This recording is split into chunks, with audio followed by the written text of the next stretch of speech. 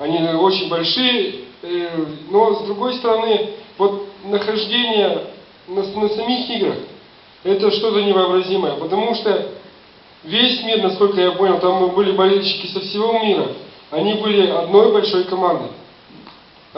Весь мир стал сразу спортивным, и не было разницы, за кого ты болеешь.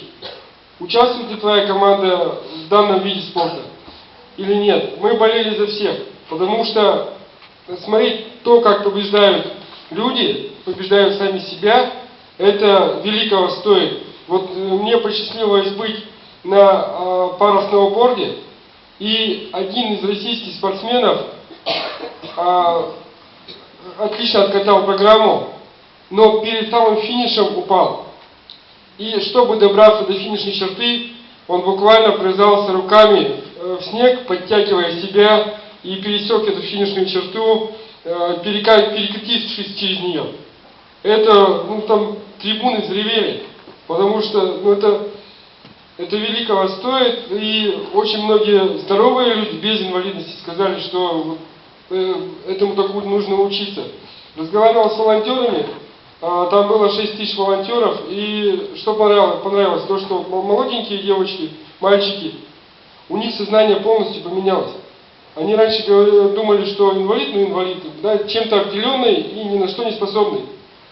То они сейчас говорят о том, что у людей с инвалидностью стоит учиться. Стоит учиться веры в себя, стойкости духа и видению достижения цели. Вот это же здорово. Смотрите, растет такое поколение, 18-20 лет, они будут растить своих детей, и они будут растить уже совсем по-другому. Они будут с другим отношением относиться к нам. Что поразило еще на закрытии?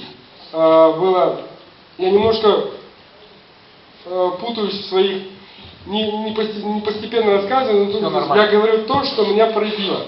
Поразило то, что когда с закрытия мы ехали на автобусе, и на одном сиденье сидел мальчик 5 лет с мамой, и он маме сказал следующую фразу: «Мама, вот прошла Олимпиада». Она прошла и прошла, а инвалиды взяли и порвали весь мир. Мама не смогла ничего ответить, потому что не нашла на это